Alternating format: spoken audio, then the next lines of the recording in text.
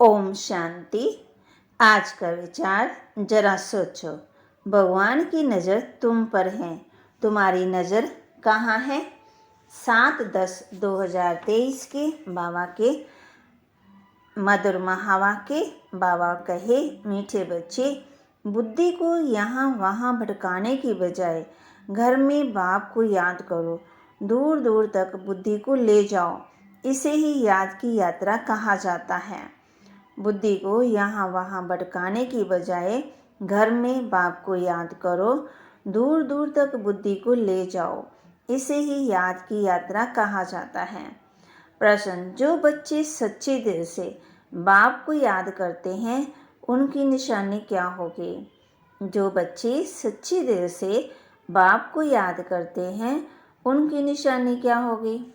उत्तर, सच्चे दिल से याद करने वाले बच्चों से कभी भी कोई भी कर्म नहीं हो सकता। उनसे ऐसा भी कर्म नहीं होगा जिससे बाप की गलानी हो। बाबा कहते, उनके मैनर्स बड़े अच्छे होते हैं। वह भोजन पर भी याद में रहेंगे, नींद भी समय पर खुद खुल जाएगी। वे बहुत सहनशील, बहुत मीठे होंगे, बाप से कोई भी बात छिपाएंगे नहीं। गीत, हमारे तीर्थ न्यारे हैं। ओम शांति। बाप बहन बच्चों को समझाते हैं, कोई निराकार बाप को समझे, कोई साकार बाप को समझे, कोई माता पिता को समझे। ये माता पिता समझाते हैं तो भी माता अलग और पिता अलग हो जाते हैं। अगर निराकार समझाएं तो निराकार अलग, साकार अलग हो जाते हैं। परंतु ये समझाने वाला बाप है। तुम बच्चे ही ये जानते हो कि जिस्मानी तीर्थ और रूहानी तीर्थ हैं। वे जिस्मानी तीर्थ आधा कल्प के हैं। अगर कहेंगे जन्म जन्मांतर ये चलते आए हैं, तो फिर ऐसे समझेंगे शुरू से लेकर ये चलते हैं, अनादि हैं। ऐसे तो है ही नहीं, इसलिए आधा कल्प से कहा जाता है। अभी बाप ने आकर के इन तीर्थों का राज समझाया है। मनमना भव अर्थात रूहानी तीर्थ जरूर आत्मा को ही समझाते हैं, और समझाने वाला है परमपिता परमात्मा। परमपिता और कोई समझा ना सके। हर एक अपने अपने धर्म स्थापन के तीर्थ पर जाते हैं। ये भी आधा कल्प की रस्म रिवाज है। सब तीर्थ करते हैं, परंतु वह कोई को सदगति दे न सके, खुद ही घड़ी घड़ी तीर्थों पर जाते रहते हैं। अमरनाथ बद्रीनाथ तरफ वर्ष वर्ष तीर्थ करने निकलते, चारों धाम करते। अभी ये रूहानी तीर्थ सिर्फ तुम जानते हो।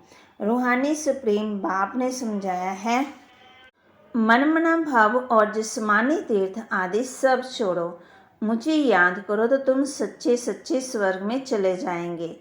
यात्रा माना आना जाना, वह तो अभी ही होता है। सतयुग, बा कहते, सतयुग में यात्रा होती नहीं, तुम हमेशा के लिए स्वर्ग आश्रम में जाकर बैठेंगे। यहाँ तो सिर्फ नाम रख देते हैं, वास्तव में स्वर्ग आश्रम यहाँ होता नहीं। स्वर्ग आश्रम सतयुग को कहा जाता है। नरक को ये अक्षर दे नहीं सकते। नरकवासी नरक में ही रहते हैं, स्वर्गवासी स्वर्ग में रहते हैं। बाबा कहते, यहाँ तो जिस्मानी आश्रम में जाकर फिर लौट आते हैं। ये बेहद का बाप समझाते, वास्तव में सच्चा सच्चा बेहद का गुरु एक ही है। बेहद का बाप भी एक है। बल कहते आगा खा गुरु, परंतु वह कोई गुरु नहीं, सदगति दाता तो नहीं है। अगर सदगति दाता होता तो खुद भी गति सदगति में जाएं, उनको गुरु नहीं कहेंगे। ये तो सिर्फ नाम रख दिए हैं। सिख लोग कहते हैं सतगुरु अकाल, वास्तव में सत श्री अकाल एक परमात्मा ही है, जिसको सतगुरु भी कहते हैं। वही सदगति करने वाला है। इस्लाम में बोधि या ब्रह्मा आदि नहीं कर सकते। बल कहते हैं गुरु ब्रह्मा गुरु विष्णु। अब गुरु बल ब्रह्मा को कहा जाए, बाकी गुरु विष्णु विष्णु शंकर को हो न सके। गुरु ब्रह्मा का नाम जरूर है, परंतु ब्रह्मा गुरु का भी तो गुरु होगा। सत श्री अकाल तो फिर कोई गुरु नहीं, वह एक ही सतगुरु हैं। बाकी और कोई गुरु या फॉलोअर्स या स्पिरिचुअल नॉलेज देने वाला है नहीं, सिवाय एक के। बुद्ध आदि तो लास्ट में सबको ले जाते, उनको रजोतमो में आना ही है। वह कोई सदगति के लिए नहीं आते हैं। कौन? बुद्ध की बात चल रही है ना। बाबा कहते वो लास्ट में सबको ले आते हैं। सदगति दाता एक का ही नाम वाला है, जिसको फिर सर्वव्यापी कहते हैं। फिर गुरु करने की क्या दरकार है? हम भी गुरु, तुम भी गुरु, हम भी शिव, तुम भी शिव। इनसे तो कोई का पेट नहीं भरता। बाकी हाँ, पवित्र हैं इसलिए उनका मान होता है। सन्यासियों का सदगति दे नहीं सकते हैं। वह तो एक ही है जिसको सच्चा सच्चा गुरु कहा जाता है। गुरु तो अनेक प्रकार के हैं। सिखलाने वाले उस्ताद को भी गुरु कहते हैं। वह भी उस्ताद माया से युद्ध करना सिखलाते हैं। तुम बच्चों को त्रिकालदर्शीपन की नॉलेज है, जिससे तुम चक्रवर्ती बनते हो। सृष्टि के चक्कर को जानने वाले ही चक्रवर्ती राजा बनते हैं। ड्रामा के चक्कर को वह कल्प वृक्ष के आदि मध्यांत को जानना बात एक ही है। चक्कर की निशानी बहुत शास्त्रों में लिखी हुई है। फिलॉसफी की किताब अलग होती है। किताबें तो अनेक प्रकार की होती हैं।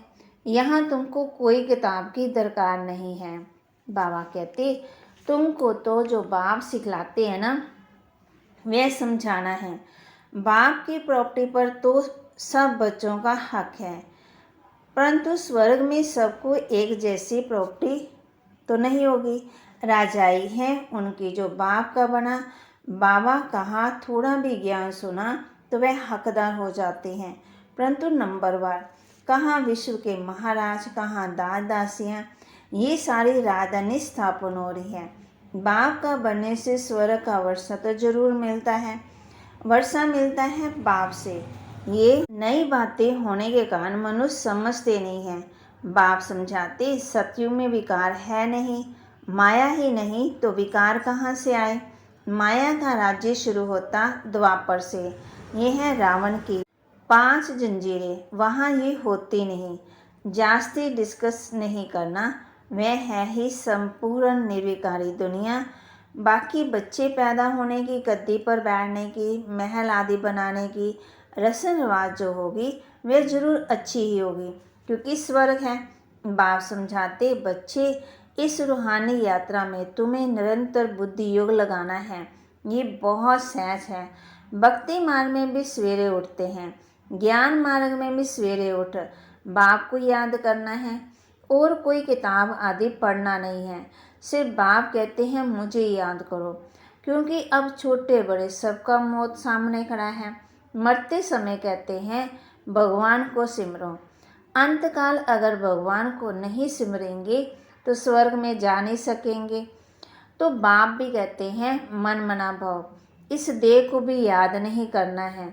हम आत्मा एक्टर हैं, शिव बाबा के संतान हैं। लगातार याद में रहना है। जैसे छोटे बच्चों को तो नहीं कहेंगे कि भगवान को याद करो, यहाँ सबको कहना पड़ता है, क्योंकि सबको बाप के पास जाना है। बाबा समझाते बाप से बुद्धि योग लगाना है, कोई से लड़ाई झगड़ा नहीं करना है। ये बड़ा नुकसानकारक है। कोई कुछ कहे सुना सुना कर देना है, सामना नहीं करना चाहिए जो लड़ाई हो जाए।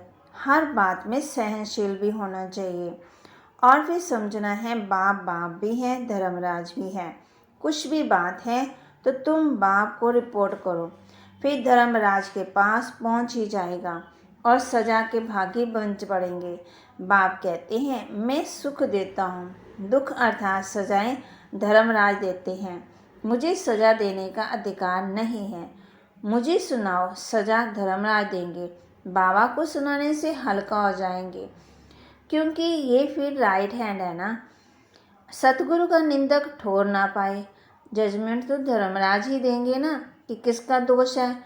उनसे कुछ छिप नहीं सकता। कहेंगे ड्रामा सार भूल की कल्प पहले भी की होगी, परंतु इसका मतलब ये नहीं कि भूल करते ही रहना है। फिर अब भूल कैसे बनेंगे? भूल हो जाए तो क्षमा मांगनी चाहिए।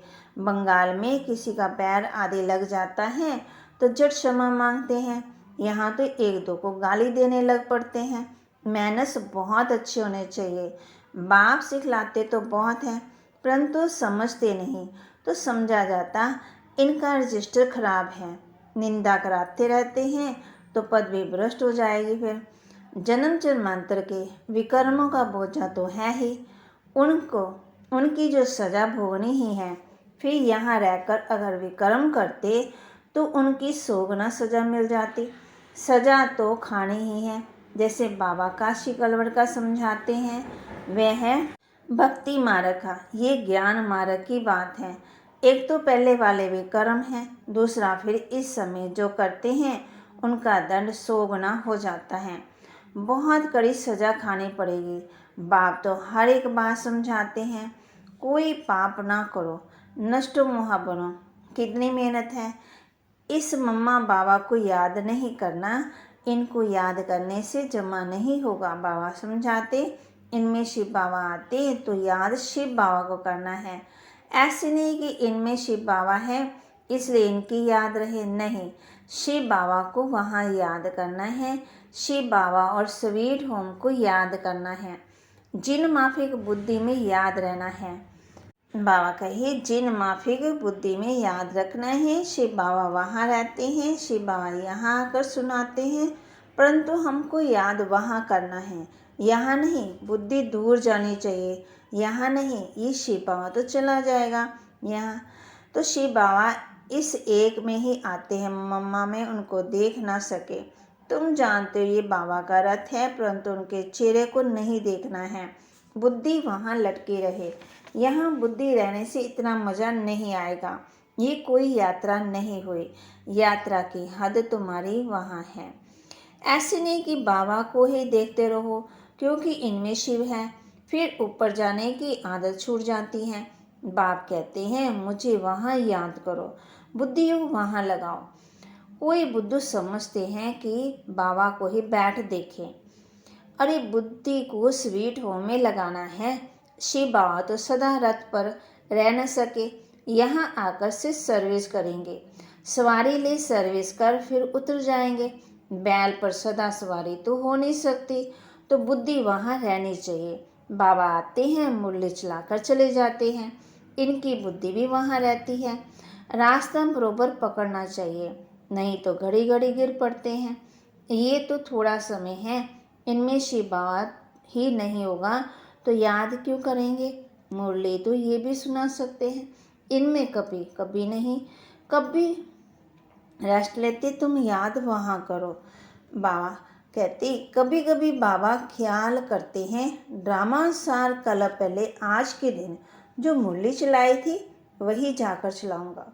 तुम भी कह सकते हो कि कल पहले बाबा ने जितना वर्षा लिया था ना उतना ही लेंगे। शिव बाबा का नाम जरूर लेना पड़े, परंतु ऐसे किसी को आएगा नहीं। बाप जरूर याद आएगा। बाप का ही परिचय देना है, ऐसे नहीं कि सिर्फ इनको बैठ देखना है। बाबा ने समझाया है शिव बाबा को याद करो, नहीं तो पाप हो जाएगा। निरंतर बाप को याद करना, नहीं तो विकर्म विनाश नहीं होंगे। बड़ी मंजिल है, मासी का घर थोड़ी है। ऐसे नहीं कि भोजन पर पहले याद किया फिर भूल गए, ऐसे ही भोजन खाने लग पड़े, नहीं, सारा समय याद करना पड़े, मेहनत है। ऐसे थोड़ी कि ऊंच पद मिल सकता है। तब तो देखो करोड़ों में 8 रत्न पास होते हैं। मंजिल बड़ी भारी है, विश्व का मालिक बनना है। ये तो किसकी बुद्धि में नहीं होगा, इनकी बुद्धि में भी नहीं था। अब ख्याल किया जाता 84 जन्म किसको मिलते हैं? जरूर जो पहले आते हैं वह लक्ष्मी नारायण। ये है सब विचार सागर मंथन करने की बातें। बाबा समझाते हैं हाथ काटे दिल याद, कर्म करते भी बाप को याद करो। बल धंधे आदि में जाओ परंतु निरंतर बाप को याद करते रहो। ये है यात्रा। तीर्थों पर जाकर फिर लौटना नहीं है। तीर्थ बहुत मनुष्य करते हैं, अब तो वहाँ पर भी कितनी गंदगी हो गई है।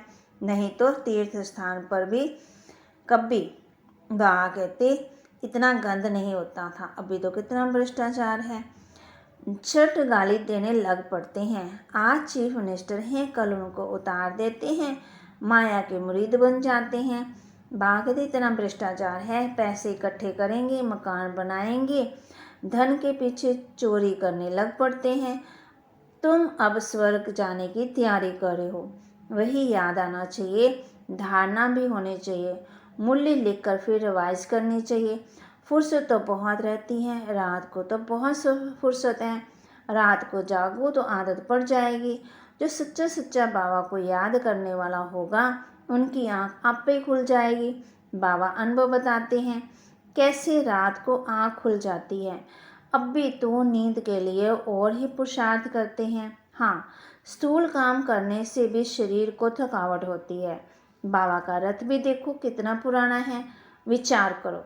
बाबा पति दुनिया में आकर कितनी मेहनत करते हैं, भक्ति मार्ग में भी मेहनत करते थे, अभी भी मेहनत करते हैं, शरीर भी पतित दुनिया भी पतित। बाबा कहते, मैं आधा कल्प तो बहुत आराम करता हूँ, कुछ भी ख्याल नहीं रहता है।